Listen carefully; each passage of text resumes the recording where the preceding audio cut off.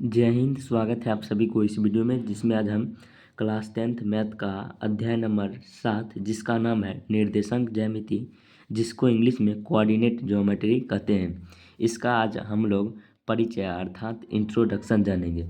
अगर आप यहाँ शुरू से अंत तक वीडियो देख लेते हैं तो निर्देशांक ज्यामिति में इंट्रोडक्शन वाला पार्ट क्लियर हो जाएगा, जिससे आप लोग प्रश्नावली यानी एक्सरसाइज इजीली बना पाएंगे।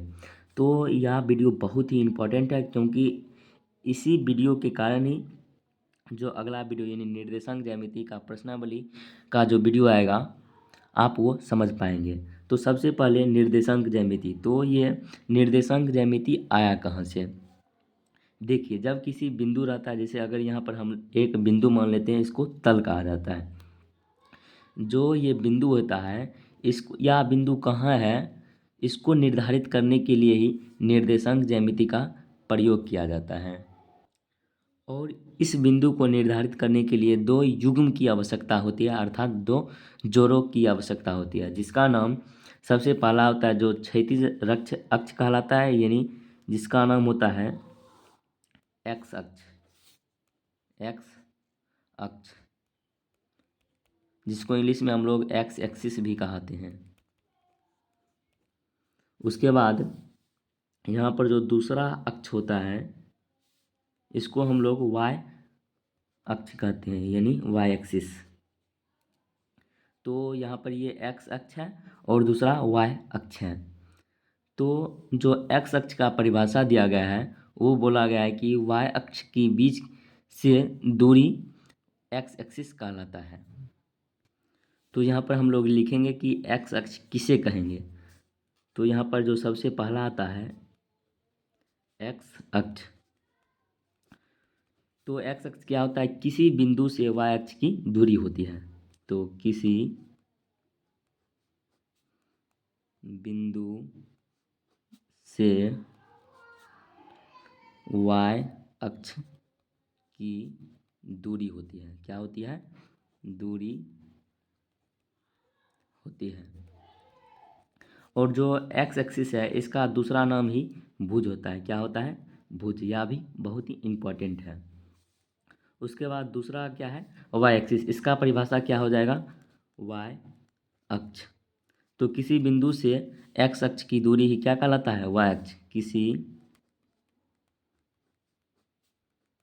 बिंदु से एक्स अक्ष की दूरी होती है, क्या होती है, दूरी होती है। और इसे क्या कहा जाता है, कोटि कहा जाता है। इसको भी आप लोग ध्यान में रखिएगा।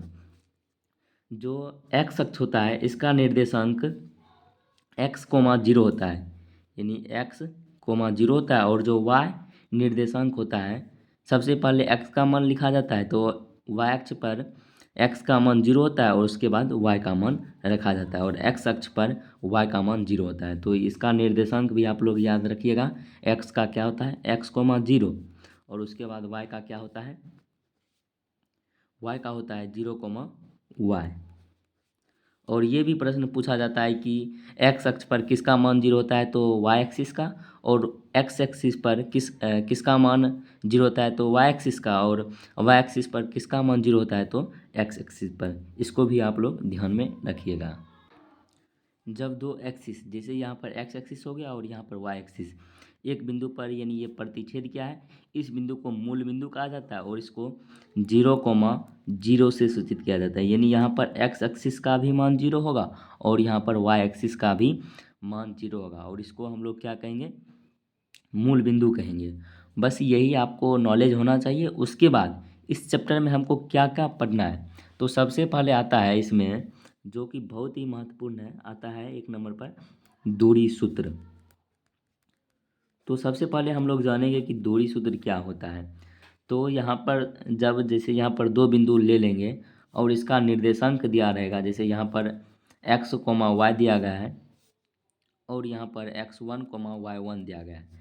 तो जो दो बिंदु है, इसके बीच की दूरी कितनी है, तो इसको ज्ञात करने के लिए दूरी सूत्र का प्रयोग किया जाता है। उसके बाद आता है विभाजन सूत्र। जैसे यहाँ पर दो बिंदु दिया गया है उसके बाद यहाँ पर एक रेखाखंड भी दिया गया और इसको जो विभाजित कर दिया है इसका अनुपात भी दिया गया है। तो 3:4 मान लेते हैं और इसका भी निर्देशांक कोई दिया गया है। तो इसको और प्रश्न में पूछा जाएगा कि जो ये दोनों बिंदु है इसके बीच की कुल लंबाई कितनी है, तो ये भी आप ज्ञात कर सकते हैं। और उसके बाद जो मोस्ट वीवीआई है, जैसे अगर आपको 3 बिंदु दिया जाएगा, ऐसे यहाँ पर 3 बिंदु दिया गया है तो बोलेगा कि 3 बिंदु से जो त्रिभुज बना है इसका क्षेत्रफल ज्ञात कीजिए, जबकि इसका निर्देशांक दिया गया है। तो इसलिए यहाँ पर त्रिभुज क्षेत्र जो त्रिभुज का होता है, त्रिभुज का क्षेत्रफल, इसका निर्देशांकों का क्षेत्रफल क्या होता है, तो इसके बारे में हम लोग पढ़ेंगे। तो सबसे पहले आता है दूरी सूत्र। तो दूरी सूत्र के बारे में हम लोग जानेंगे। दूरी सूत्र, डिस्टेंस फॉर्मूला। दूरी सूत्र का इंग्लिश क्या होता है, डिस्टेंस फार्मूला। तो जैसे यहाँ पर अगर मान लेते हैं ये बिंदु ए है और ये बिंदु बी है, ए और बी है, तो इस दोनों बिंदुओं की जो बीच की दूरी है इसको ज्ञात करना है। इसी जब इसको ज्ञात करेंगे तो दूरी सूत्र ज्ञात हो जाएगा और इसी से फार्मूला भी आ जाएगा। तो इसको ज्ञात करने के लिए सबसे पहले हम लोग एक्स एक्सिस और वाई एक्सिस बना लेते हैं। तो यहाँ पर ये क्या है, वाई एक्सिस है और यहाँ पर ये क्या है, एक्स एक्सिस है। तो यहाँ पर हमने एक्स एक्सिस और वाई एक्सिस, और ये क्या हो गया, मूल बिंदु, यानी ये इधर भी जाएगा और ये इधर भी जाएगा। और जो इसका होता है, इसका मान क्या होता है, 0,0। तो इसको भी आप लोग याद रखिएगा। तो ये ए और बी है, इसके बीच की दूरी हमको क्या करना है, ज्ञात करना है। तो इसको सबसे पहले एक्स एक्सिस पर मिलाएंगे और इसको ए को भी मिलाएंगे और उसके बाद जो वाई एक्सिस है इससे भी मिलाएंगे। तो वाई एक्सिस से इस प्रकार मिलेगा और यहाँ पर इस प्रकार मिलेगा। और जो ये बिंदु है इसका नाम हम पी दे देते हैं, इसका नाम क्या देते हैं, पी। और जो यहाँ पर जो ये डिस्टेंस है इसका x1 मान, यानी मान दे देते हैं। और जो यहाँ पर ये बिंदु है यहाँ से लेकर यहाँ तक, इसका नाम y1 दे देते हैं। क्या देते हैं, y1। तो उम्मीद करते हैं कि आप लोग इतना समझ गए होंगे। और उसके बाद यहाँ पर जो ऊपर है, इस यहाँ से लेकर और नीचे तक इसका मान y2 दे देते हैं। और जो यहाँ से लेकर और यहाँ तक x2 दे देते हैं।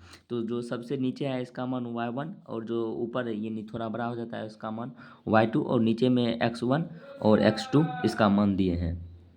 अब देखिए दूरी सूत्र निकालने के लिए सबसे पहले हमको ए बी निकालना, यानी ए बी निकालेंगे तो दूरी सूत्र हो जाएगा। ए बी किस त्रिभुज में आता है, तो त्रिभुज ए बी पी में। तो यहाँ पर लिखेंगे त्रिभुज ए बी पी में कोण पी क्या है, 90 डिग्री है।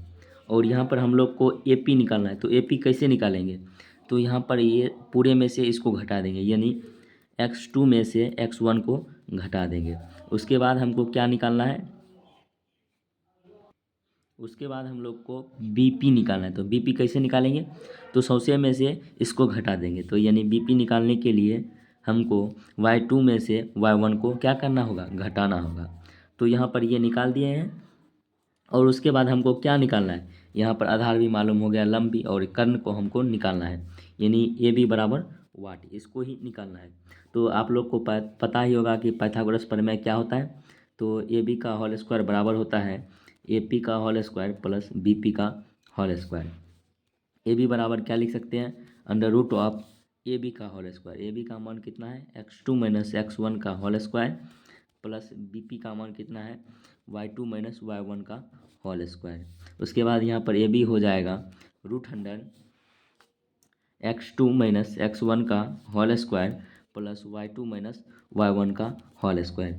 यही क्या हो जाता है, दूरी सूत्र हो जाता है। तो इसको आप लोग याद रखिएगा, यानी दूरी सूत्र आपसे पूछा जाएगा कि दूरी सूत्र क्या होता है, तो आप इसको जवाब दीजिएगा under root of x2 minus x1 का whole square plus y2 minus y1 का होल स्क्वायर। अर्थात इसका दूसरा भी परिभाषा दे सकते हैं, दूरी सूत्र बराबर अंडर रूट ऑफ भुज के अंतर का वर्ग यानी जो इसका अंतर है यानी घटाओं यानी जो एक तरह से घटा मान सकते हैं भुजों के घटाओं का योग। तो यहाँ पर लिख देते हैं भुज के अंतर का वर्ग माइनस कोटि के अंतर का वर्ग। यानी मैंने आपको शुरू में ही बताया था कि भुज मतलब एक्स एक्सिस और कोटि मतलब वाई एक्सिस। तो यहाँ पर देखिए एक्स एक्सिस यानी इसका भुज का ही अंतर निकाल लिया गया और उसका वर्ग किया गया है और यहाँ पर प्लस है सॉरी कोटि के अंतरों का वर्ग दिया गया है। तो उम्मीद करते हैं कि आप लोग दूरी सूत्र समझ गए होंगे। उसके बाद यहाँ पर जो दूसरा टॉपिक है यानी दूरी सूत्र से ही त्रिभुज का प्रकार बताना होता है। यानी दूरी सूत्र का प्रयोग करके बताना होगा कि ये कौन सा त्रिभुज है ये कौन सा त्रिभुज है। तो यहाँ पर टॉपिक क्या है दूरी सूत्र के प्रयोग से त्रिभुज का प्रकार बताना। तो इसमें सबसे पहला त्रिभुज आता है यानी इसमें जो सबसे पहला कैसे पकड़ेंगे तो अगर जिस त्रिभुज में यदि किसी त्रिभुज में तीनों भुजा आपस में बराबर हो तब एक समबाहु त्रिभुज होगा। जैसे अगर यहाँ पर मान लेते हैं त्रिभुज ए बी सी है। अगर ए बी बराबर है बी सी का और ये बराबर है ए सी अर्थात चूँकि ए बी बराबर होना चाहिए बी सी और ये बराबर होना चाहिए ए सी तो इसको हम लोग क्या कहेंगे समबाहु त्रिभुज कहेंगे।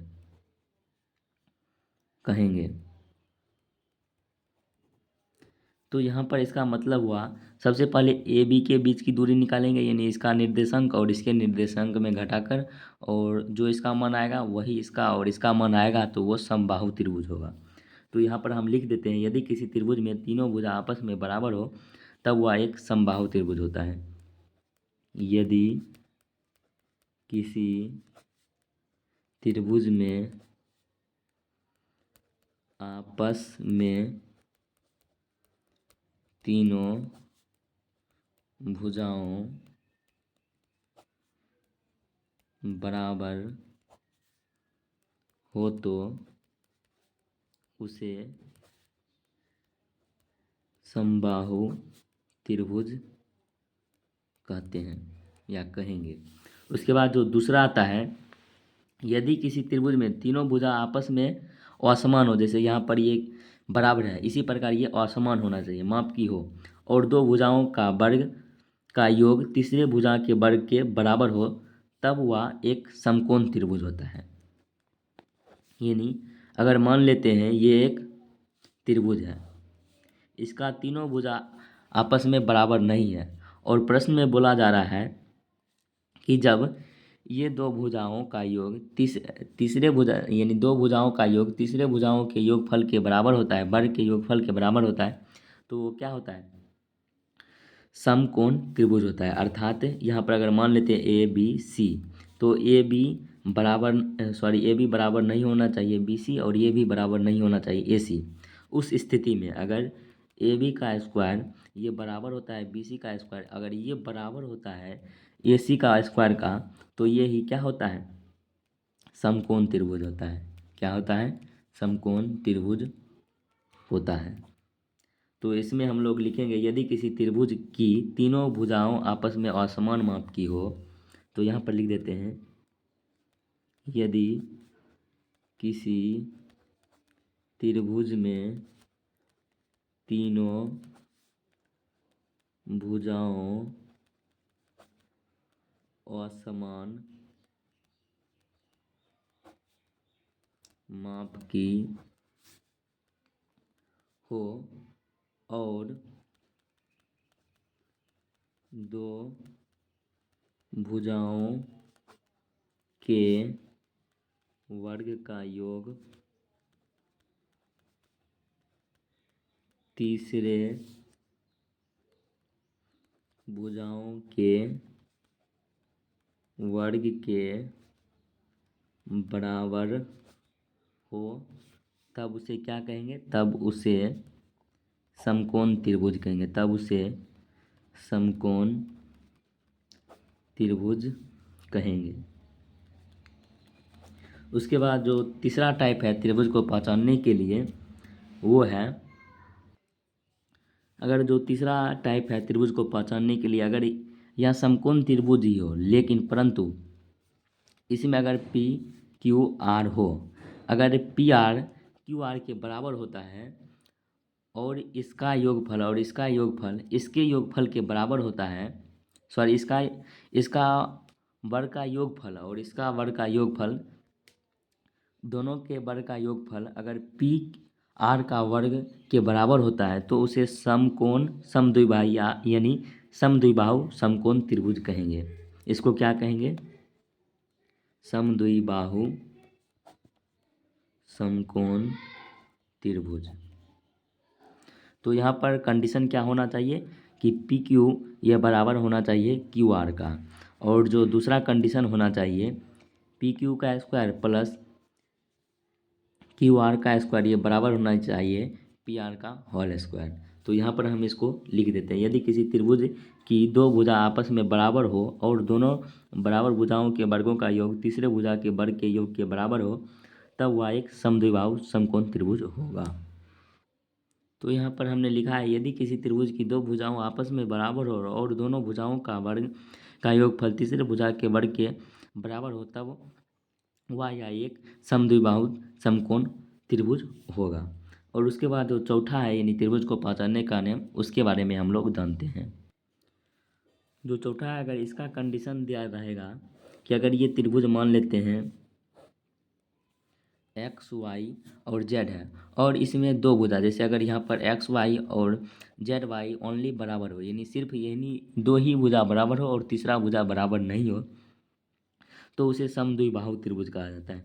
यानी यहाँ पर कंडीशन क्या होना चाहिए कि एक्स वाई ये बराबर है जेड एक्स और ये इसके बराबर नहीं होना चाहिए। तो ये कंडीशन अगर लागू होता है तो इसे हम लोग समद्विबाहु त्रिभुज कहेंगे, समद्विबाहु त्रिभुज कहेंगे। तो यानी इसका हो जाएगा, यदि किसी त्रिभुज में अगर दो भुजा बराबर हो, सिर्फ दो भुजा बराबर ही हो तो उसे क्या कहेंगे, समद्विबाहु त्रिभुज कहेंगे। तो यहाँ पर इसको लिख देते हैं, यदि किसी त्रिभुज में केवल दो भुजाएं समान अर्थात बराबर हो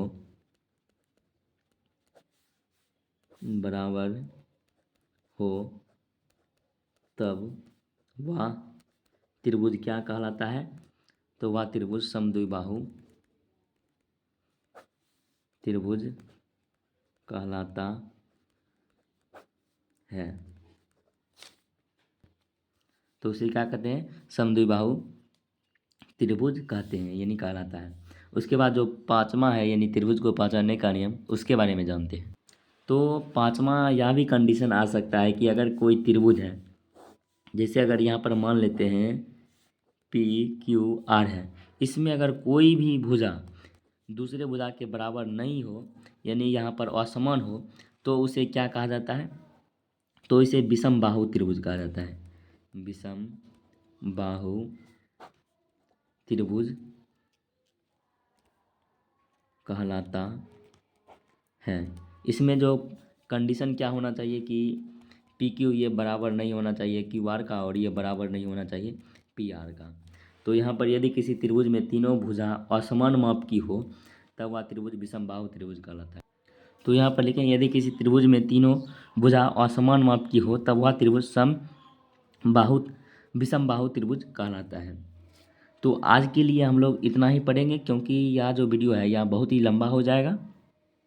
तो अगले वीडियो में हम लोग जानेंगे कि दूरी सूत्र के प्रयोग से ही विभिन्न प्रकार की ज्यामिति, जैसे अगर वर्ग है तो ये वर्ग को किस प्रकार पहचानेंगे, अगर समांतर चतुर्भुज है, सम चतुर्भुज है तो इसके बारे में कैसे पहचानेंगे, आयत है तो इसके बारे में कैसे जानेंगे। तो इसके बारे में और उसके बाद आगे का टॉपिक जैसा कि विभाजन सूत्र हो गया, उसके बाद मध्य बिंदु का निर्देशांक, संरेखी बिंदु या संरेख बिंदु, इसके बारे में जानेंगे। तो उम्मीद करते हैं कि आप लोग को आज के इस वीडियो में जितना हमने पढ़ाया होगा आपको समझ में आ गया होगा। अगर आपको किसी भी टॉपिक में किसी भी प्रकार का परेशानी हो तो आप कमेंट में पूछ सकते हैं। और यह वीडियो आपको कैसा लगा होगा तो ये भी कमेंट में ज़रूर बताइएगा। मिलते हैं आपसे अगले वीडियो में। Thank you for watching this video.